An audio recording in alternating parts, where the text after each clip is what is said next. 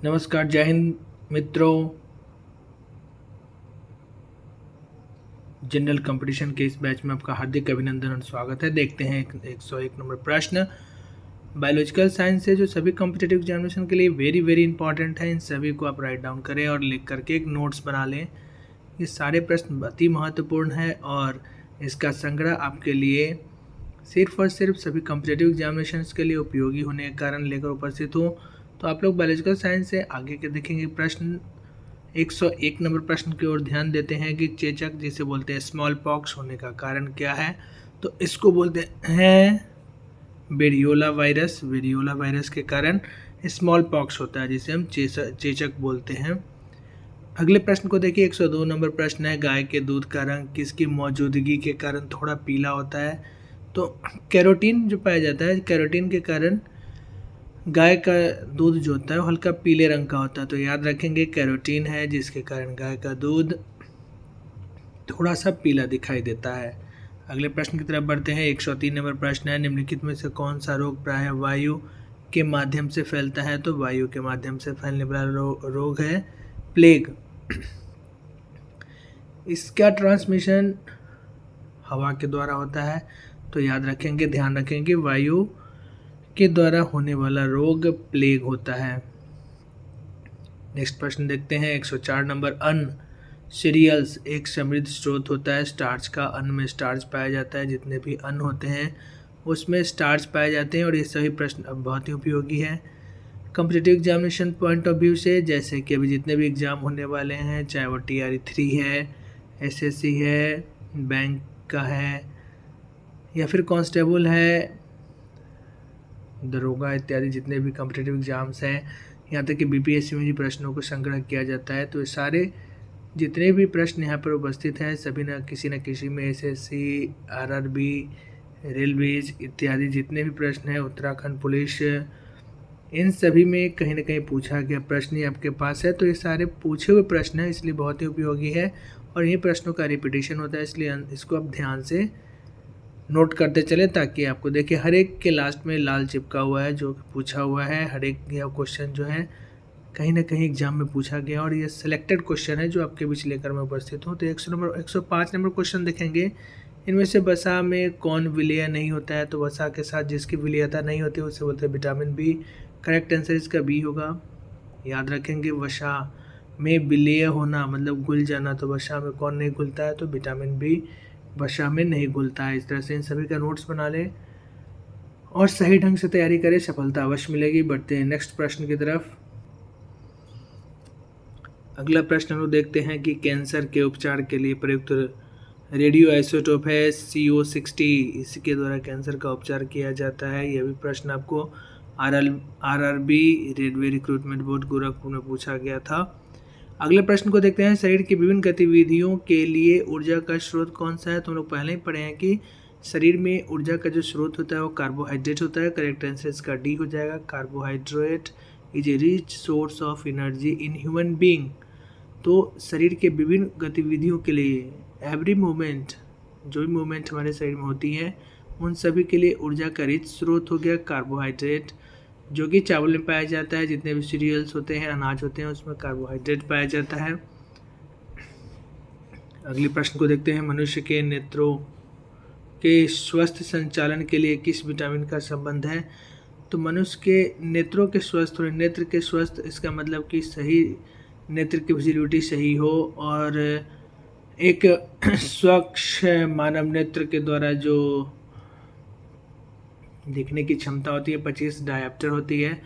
तो स्वस्थ नेत्रों के लिए विटामिन ए का होना बहुत ज़रूरी है और यह विटामिन ए जो होता है वह गाजर में पाया जाता है। जितने भी फल फ्रूट्स है इसमें विटामिन ए का रिच सोर्स होता है। तो विटामिन ए का जो मुख्य कार्य है वह नेत्र संबंधी विकार को दूर करती है, तो नेत्र को स्वस्थ रखती है और विटामिन ए की कमी से रतौंधी रोग होता है, इसे भी आप याद रखेंगे। अगले प्रश्न को देखते हैं, सनशाइन विटामिन है, सूरज की रोशनी में कौन सी विटामिन पाई जाती है। तो सनशाइन में विटामिन डी पाई जाती है। हालांकि अभी सनशाइन बहुत ही प्रचंड एवं बहुत ही पीड़ादायक है, जिस कारण से गर्मी और लू की चपेट बढ़ रही है। तो सभी लोग समय से पानी पीते रहें, ना प्यास लगने पर भी पानी पिए। इसके साथ ही संतुलित भोजन करें, जितना सरल और सामान्य भोजन हो उसे ग्रहण करें। धूप में जाने से बचें, मुख्य रूप से दिन के धूप में ना जाएं और अपने आप को सुरक्षित रखें जब तक कि इस तरह का मौसम है। आप फ्रूट्स ज़्यादा खाएं और इस तरह से अपने आप को बचाएं। लू लगने से बचने के लिए हमेशा पानी पीते रहें और कहीं भी बाहर नहाने के लिए ज़्यादा ज़रूरी होने पर भी बाहर जाए तो सनशाइन यानी कि सनलाइट में जो होता है वो विटामिन डी पाया जाता है। जो प्रातःकाल के सनलाइट्स में होते हैं विटामिन डी पाई जाती है। यह rich source of vitamin D होता है। अगले प्रश्न को देखते हैं। ईसीजी किसे बोलते हैं? तो ईसीजी बोलते हैं इलेक्ट्रोकार्डियोग्राफ। ईसीजी के द्वारा इलेक्ट्रोकार्डियोग्राफ किया जाता है। याद रखेंगे इस चीज़ों को कि ईसीजी हो गया, इलेक्ट्रोकार्डियोग्राफ। अगला प्रश्न देखिए 117 नंबर, निम्नलिखित में से किस विटामिन कौन सा है? कौन सा विटामिन होता है? तो फॉलिक एसिड जो होता है ना, फॉलिक अम्ल, उसको विटामिन बोलते हैं। तो इसका राइट आंसर ए हो जाएगा। अगले प्रश्न की तरफ बढ़ते हैं। क्वेश्चन नंबर 112 जो आपके सामने स्क्रीन पर है, निम्नलिखित में से कौन सा रोग रक्ताधान द्वारा नहीं फैलता है? तो टाइफाइड जो होता है ना, वो रक्त के सेक्रेशन द्वारा नहीं फैलती है। टाइफाइड जो होता है दूषित जल के सेवन से होता है। टाइफाइड छोटे बच्चों में अधिक पाई जाती है और यह एक संक्रामक रोग की तरह फैलता है। तो रक्ताधान द्वारा यह नहीं फैलता है टाइफाइड। अगले प्रश्न की तरफ बढ़ते हैं कि निम्नलिखित में से कौन सा सही मेल नहीं है? तो किरीट आघात संवहन तंत्र विकार यह सही मेल करता है। एथेरोस्क्लेरोसिस धमनियों का अवरुद्ध होना यह भी सही मेल करता है। हाइपरटेंशन न्यूनतम रक्तचाप यह भी सही मेल करता है, लेकिन हाइपरटेंशन से दिल का दौरा सही मेल कर रहा है। ये तीनों जो है ये इसके साथ सही मेल नहीं खा रहा है और हाइपरटेंशन दिल का दौरा सही मेल कर रहा है। तो ये इसका राइट आंसर हो जाएगा कि हाइपरटेंशन से दिल का दौरा पड़ सकता है और इस तरह से हमारा राइट आंसर डी हो जाएगा। प्रश्न नंबर 14 की तरफ बढ़ते हैं। 14 नंबर प्रश्न कह रहा है कि 14 वर्ष की आयु तक के बच्चों के विकास के लिए निम्नलिखित में से कौन सा सबसे अधिक महत्वपूर्ण है? तो 14 वर्ष के बच्चों में रिच प्रोटीन, जितनी अधिक मात्रा में प्रोटीन का सेवन करेगा उतना ही शारीरिक मानसिक उसका डेवलपमेंट होगा, बुद्धि का विकास होगा। इसलिए 14 वर्ष की आयु तक के बच्चों के विकास के लिए प्रोटीन की मात्रा अधिक होनी चाहिए। अगले प्रश्न को देखते हैं। 115 नंबर प्रश्न क्या कर रहा है? पीत ज्वर संचारित किया जाता है। एडीज द्वारा पीत ज्वर को संचारित किया जाता है। इसका राइट आंसर ए हो जाएगा। प्रश्न नंबर 116 की तरफ बढ़ते हैं। मानव शरीर में संक्रमण को रोकने में मदद करने वाला विटामिन कौन सा है? तो विटामिन ए जो होता है वो संक्रमण को रोकता है, यानी कि शरीर में संक्रमण के फैलने को रोकता है। उस क्रिया को विटामिन ए कहते हैं। विटामिन ए सब जितने भी हैं विटामिन ए के रिच सोर्स हो गए, फ्रूट्स हो गए, गाजर इत्यादि विटामिन ए पाया जाता है। 117वें प्रश्न की तरफ बढ़ते हैं। छिली हुई सब्जियों को धोने से कौन सा विटामिन निकल जाता है? जब सब्जी को छिल करके और तब धोते हैं तो उसमें से विटामिन सी निकल जाता है। जैसे हम खाना बनाने के लिए सब्जी का इस्तेमाल करते हैं और सब्जी को छील लेने के बाद जब धोते हैं तो उसमें से विटामिन सी फ्लो हो जाता है, यानी कि विटामिन धो करके तभी किसी सब्जी को बनाना चाहिए और सब्जी बनाने के बाद नहीं धोना चाहिए, इसमें से विटामिन सी निकल जाता है। अतः सब्जियों को धोने के बाद निकलने वाला विटामिन सी होता है। अब 118वां प्रश्न देखते हैं। विटामिन B6 की कमी से पुरुष में हो जाता है अरक्तता। B6 की कमी से पुरुष में अरक्तता नामक बीमारी हो सकती है। पीलिया एक प्रतीक है यकृत की बीमारी का। पीलिया जो होता है ना वो संबंधित है यकृत की बीमारी से, जिसको जॉन्डिस कहते हैं। लीवर संबंधित बीमारी होती है और इसी को पीलिया बोला जाता है कि जो यकृत की बीमारी का एक संकेत होता है। अगले प्रश्न को देखते हैं। 120 नंबर प्रश्न है। चेचक के प्रति टीकाकरण में समावेश किया जाता है जीवित प्रतिरक्षियों का।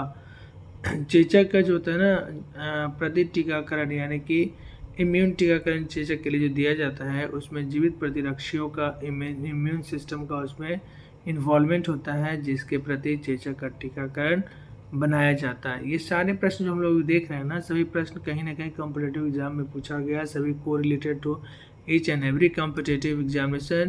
So these all questions are very important of the point of view of your examinations, each and every competitive examination related to your all examinations is very important, like bank, SSC, railways, POs, police, constable, and so on, BPSC, and teachers examinations also. These all questions are very important. You must have to write down in your notebook one by one in the sequence, and this will give you a peaceful and very pleasant moment in your life. Whenever you are satisfied to this question, you will have to target your ambition and set the target and hit the target. You must have to get your target. God bless you all. We are going to the next topic. प्रश्न number 121 कह रहा है कि जिस बीमारी में रक्त में शर्करा का स्तर बढ़ जाता है उसका नाम है डायबिटीज मेलिटस, जिसमें रक्त में शर्करा यानी कि जिसमें चीनी की मात्रा बढ़ जाती है ना, उसमें डायबिटीज़ कहते हैं। और अगले प्रश्न की तरफ बढ़ते हैं। 122 नंबर प्रश्न क्या बोलता है, आपके स्क्रीन के सामने है। मनुष्य में एफ्लांटॉक्सिन खाद्य विषाक्तता द्वारा सामान्यतः कौन सा अंग प्रभावित होता है? तो एफ्लांटॉक्सिन खाद्य विषाक्तता द्वारा यकृत यानी लीवर प्रभावित होता है। ये सारे BPSC 4892 में पूछा गया था। ये सारे प्रश्न जितने भी हैं वो कहीं ना कहीं कंपटीशन में पूछे ही गए हुए हैं। अगले प्रश्न की तरफ बढ़ते हैं। निम्नलिखित में से किस विटामिन में कोबाल्ट होता है? हम लोग पीछे वाले वीडियो में भी, प्रीवियस वीडियो में पढ़े थे।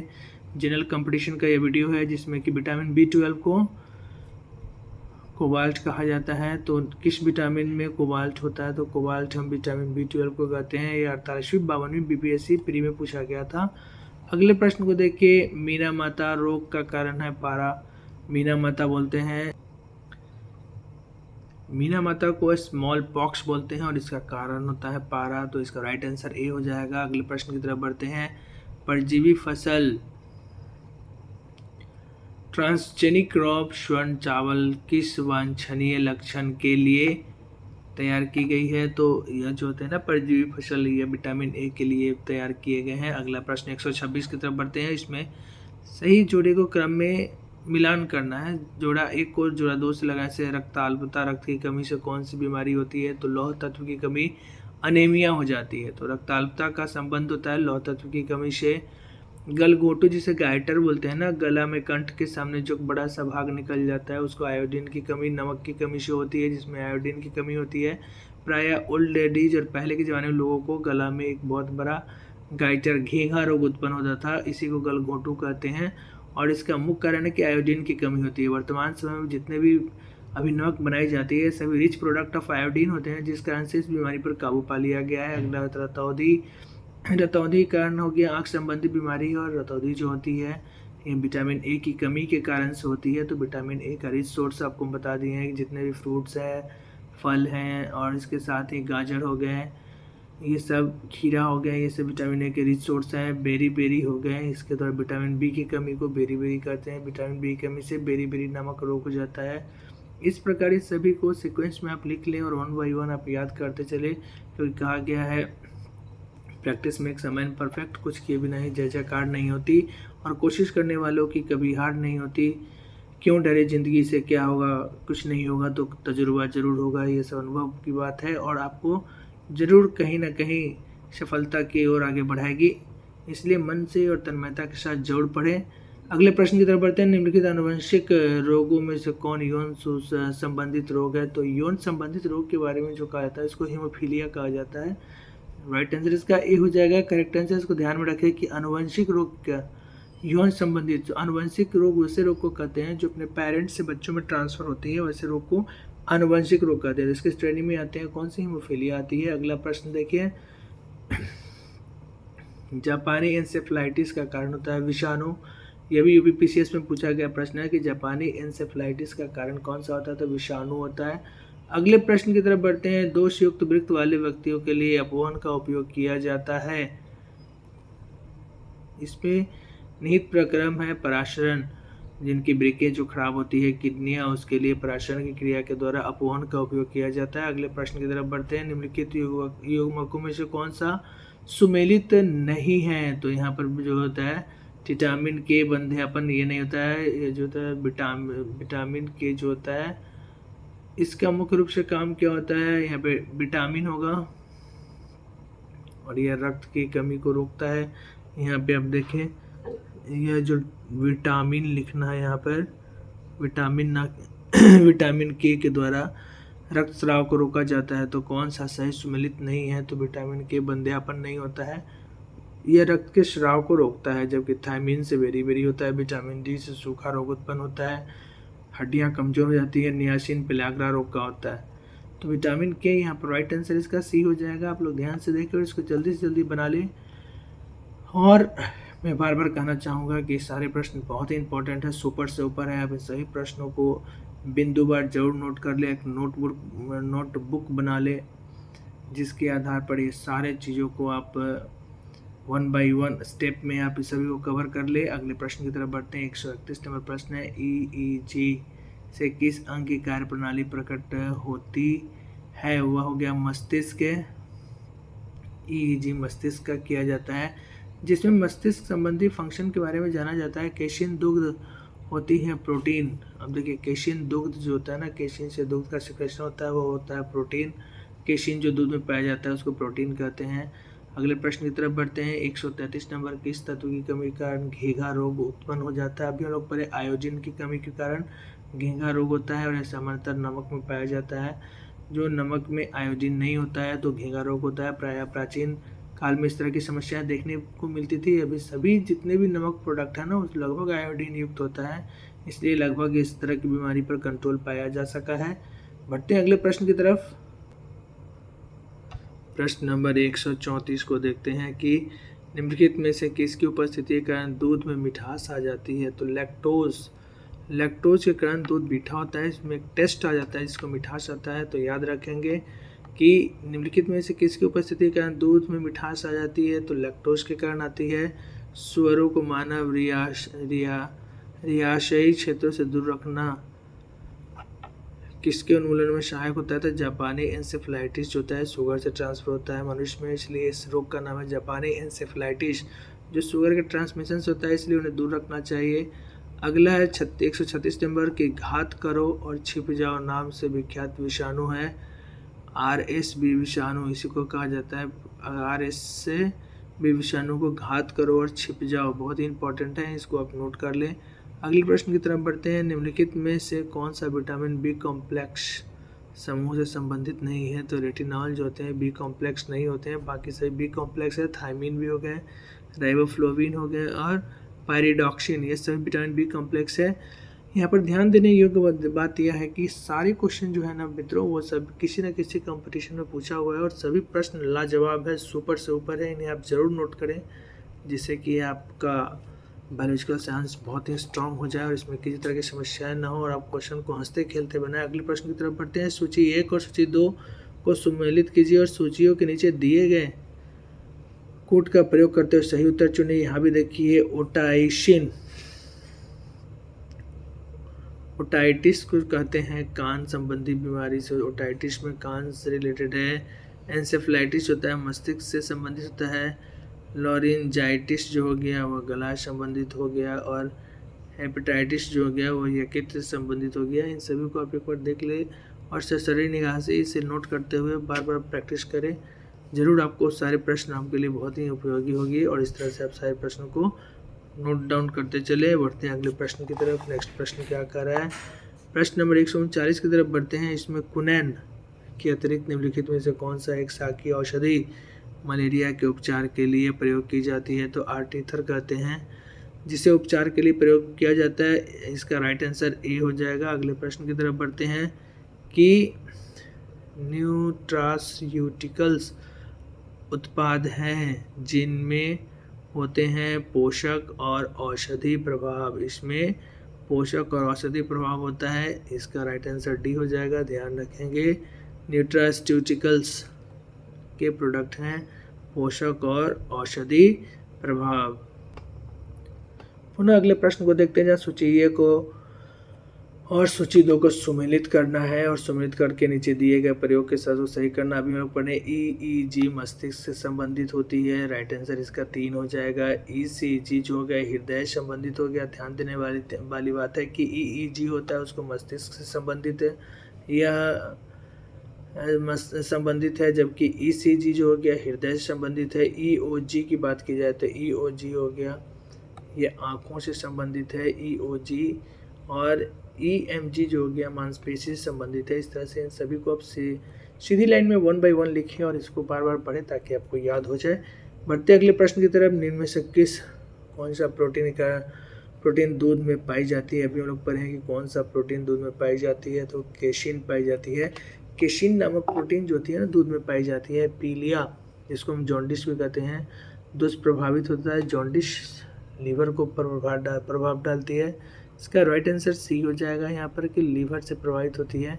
अगले प्रश्न को देखते हैं। रुधिर में श्वेत रक्त कणिकाओं की अत्यधिक मात्रा में उपस्थिति को रोग विज्ञान की भाषा में कहते हैं ल्यूकेमिया। यानी कि जब रुधिर में श्वेत रक्त कणिका की मात्रा अधिक हो जाए, WBC अधिक हो जाएगी, तो उससे जो रोग उत्पन्न होगा उसको ल्यूकेमिया कहते हैं। 145 नंबर प्रश्न की तरफ बढ़ते हैं कि चिकित्सक परामर्श देते हैं कि हमें अपना भोजन वनस्पति घी की अपेक्षा तेल में बनाना चाहिए, क्योंकि तेल में असंतृप्त वसाएं होती हैं जो वनस्पति की तुलना में कम हार्मफुल होती है। इस तरह से अगला प्रश्न को देखते हैं। कोलेस्ट्रॉल है, कोलेस्ट्रॉल जो होता है जंतु वसा में उपस्थित वशीय अल्कोहल को कोलेस्ट्रॉल कहते हैं। जंतु वसा में उपस्थित वशीय अल्कोहल, इसे हम कोलेस्ट्रॉल कहते हैं। इस तरह से हम लोगों ने सारे प्रश्नों को यहाँ से डील किया और सभी प्रश्नों के बारे में जाना। ये सारे प्रश्न को आप बिंदुवार नोट करें और आपके सभी कॉम्पिटिटिव एग्जाम के लिए बहुत बहुत उपयोगी प्रश्न हैं। इन सभी प्रश्नों के साथ मैं भी सफलता प्राप्त किया और उम्मीद करता हूं कि आप भी सफलता प्राप्त करेंगे। मेरी बीपीएससी इन्हीं सभी प्रश्नों को सॉल्व करने के साथ ही निकली थी और उम्मीद करते हैं और आप लोगों का बीपीएससी चाहे जो भी कॉम्पिटिटिव एग्जाम दे रहे हैं आपका भी अच्छा से निकल जाए। चाहे वो आप टीचर्स का TRE 3 दे रहे हैं या फिर किसी तरह का जो एग्ज़ाम दे रहे हैं उसमें सफलता हासिल करें। इन्हीं शुभकामनाओं के साथ हमें दीजिए इजाज़त। अगले वीडियो में फिर उपस्थित होंगे आपके लिए नया टॉपिक के साथ। आपका दिन शुभ हो, अपने लक्ष्य को प्राप्त करें और वीडियो को लाइक, सब्सक्राइब और शेयर जरूर करें ताकि मेरा भी मनोबल बढ़े। आपके एक सब्सक्रिप्शन से मेरा हौसला बढ़ जाता है और मुझे लगता है कि चलिए मैं सही दिशा में आगे बढ़ रहा हूँ। इसलिए वीडियो को सब्सक्राइब करना ना भूलें। व्यूअर्स तो बहुत बढ़ जाते हैं लेकिन लाइक्स में थोड़ी कमी रह जाती है, तो आपसे रिक्वेस्ट करते हैं कि अगर वीडियो पसंद आ रहे हैं और किसी भी तरह से आपके लिए फ़ायदेमंद है तो कृपया लाइक, सब्सक्राइब और शेयर करें। इन्हीं शुभकामनाओं के साथ हमें दीजिए इजाज़त। जय हिंद, जय भारत के सभी भाई बहन। Thank you.